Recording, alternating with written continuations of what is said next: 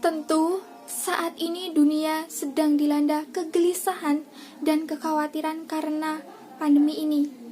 Tapi, tak perlu melulu menyesali dan menyalahkan siapapun. Justru, dengan optimisme dan kebangkitanlah yang mampu bertransformasi menjadi dunia yang lebih unggul.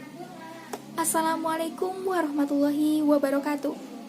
Salam sejahtera bagi kita semua. Semoga selalu dalam lindungan Tuhan Yang Maha Esa.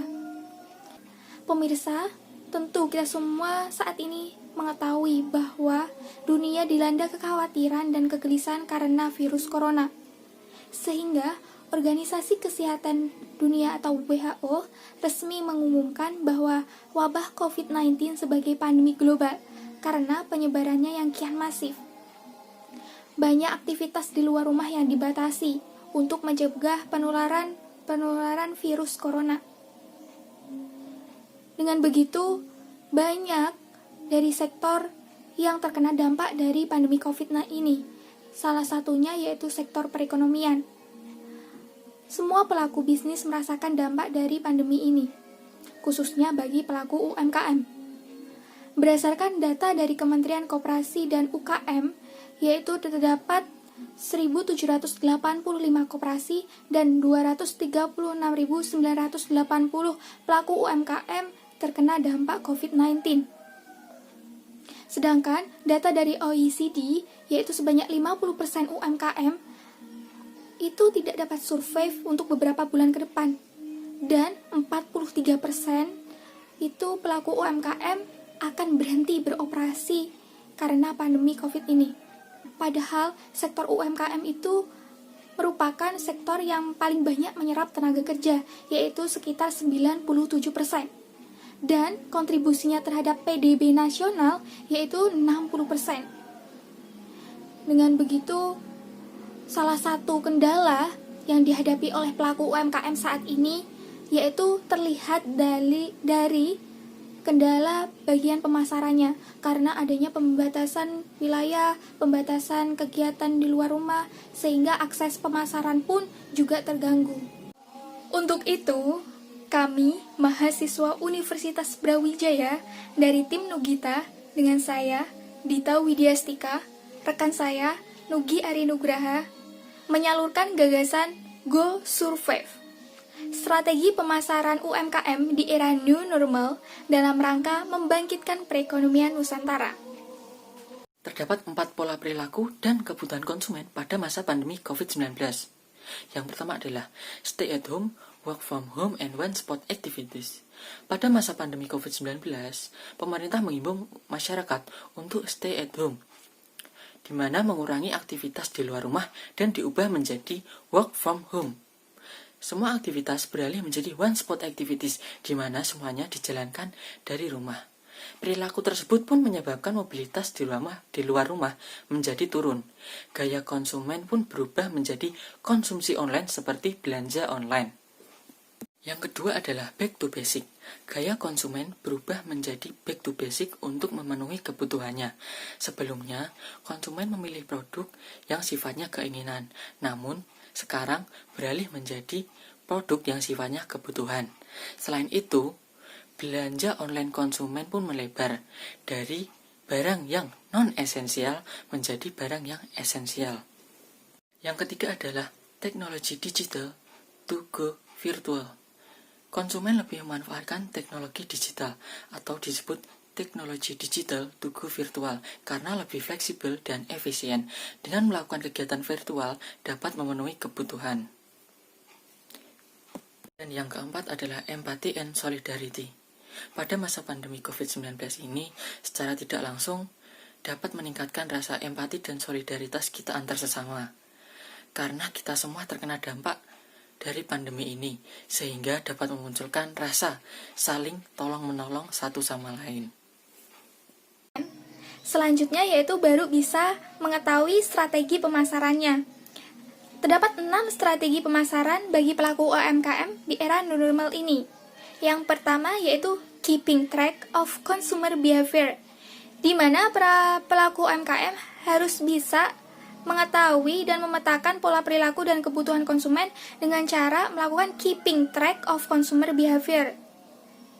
Para pelaku UMKM harus jeli dan mampu memanfaatkan peluang yang ada di masa pandemi ini.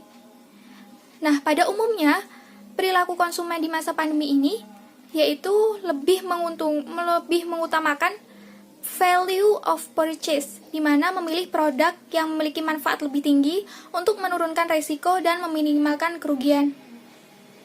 Yang kedua, yaitu diferensiasi produk atau jasa berdasarkan utilitas kapasitas. Pada masa pandemi ini, dapat menerapkan strategi diferensiasi produk agar para konsumen lebih tertarik dengan produk yang lebih memiliki manfaat lebih tinggi dan juga memiliki ciri khas dibandingkan kompetitor lainnya. Dengan diferensiasi produk dapat menciptakan kompetitif terhadap produk UMKM yang superior dan juga andalan. Yang ketiga, yaitu prioritizing of quality, hygiene, safety on branding product. Pada strategi ini, yang ketiga ini yaitu jelas patut diterapkan bagi pelaku UMKM karena pola perilaku dan kebutuhan konsumen pun juga berubah. Konsumen lebih perhatian, lebih hati-hati, lebih waspada, lebih selektif dan teliti terhadap produk yang dibelinya. Untuk itu, para pelaku UMKM harus bisa menawarkan bahwa produknya itu benar-benar produk yang aman, bersih, berkualitas. Yaitu dapat dilakukan dengan cara membranding produknya dengan menerapkan protokol kesehatan di semua prosesnya, mulai dari proses produksi hingga ke pemasarannya. Nah, setelah itu diunggah ke media sosial bahwa produk tersebut merupakan benar-benar produk yang higienis dan juga berkualitas. Dengan begitu pelanggan akan lebih loyal. Yang keempat yaitu branding campaign protokol kesehatan. Pada suatu usaha bisnis patut menerapkan sifat empati dan solidaritas. Jangan hanya melulu membahas atau mengejar terkait profit. Dengan begitu para konsumen akan lebih loyal dengan usaha Anda. Nah, dapat menerapkan branding campaign baik itu online maupun offline dan dilakukan secara berkala. Yang kelima yaitu go online to go survive. Di masa pandemi ini, tentu kita semua telah mengetahui bahwa semua aktivitas dilakukan secara daring atau online dengan berbagai platform digital. Dengan begitu, pelaku UMKM harus bisa merubah strategi pemasarannya dari sebelumnya yaitu offline dilakukan ke strategi pemasaran ke online. Dapat dilakukan dengan berbagai platform digital atau informasi sekarang ini. Seperti contohnya yaitu melalui website, e-commerce, marketplace, search engine, media sosial, dan membentuk tim reseller. Dengan begitu, pemasaran dapat diakses oleh banyak di berbagai wilayah dan dapat lebih ekonomis 60% dengan sistem marketing seperti ini, yaitu seperti inbound marketing dibandingkan outbound marketing.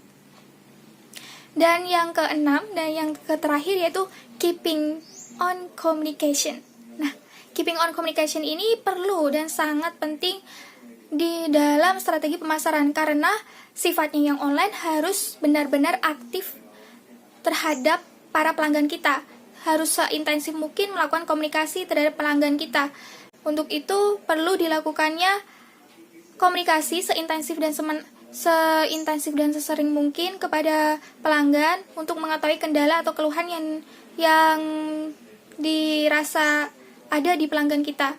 Nah, untuk itu ini merupakan kunci dari strategi pemasaran. Dan bagi pelaku UMKM skala besar diharapkan memiliki email marketing karena email marketing ini sifatnya privacy tapi penyebarannya itu masif dan perlu yaitu dapat melakukan tracking pesan.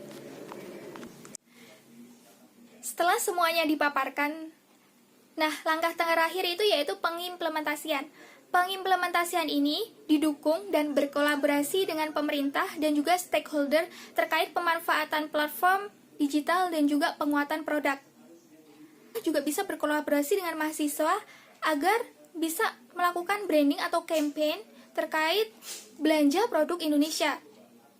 Selain itu, pemerintah juga bisa memfasilitasi bagi pelaku UMKM agar dapat melakukan pelatihan dan juga pendampingan secara gratis kepada pelaku UMKM terkait pemasaran digital. Dengan begitu, para pelaku UMKM dapat adaptif di masa kondisi seperti ini dan juga mandiri.